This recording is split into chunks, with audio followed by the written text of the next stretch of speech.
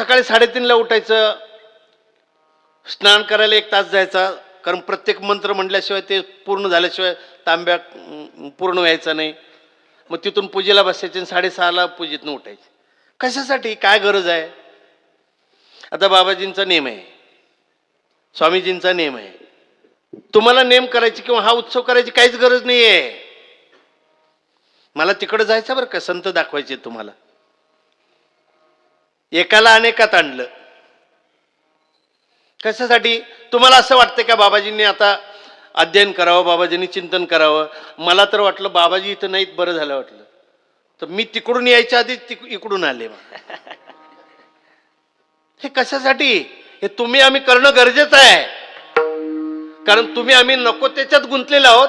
त्याच्यातून बाहेर येऊन हेच केलं पाहिजे आपण. पण त्यांचा विषयच नाही ना, त्यांचा एकच विषय झाला. विषय तो त्यांचा झाला दावडे जन धन माता पिता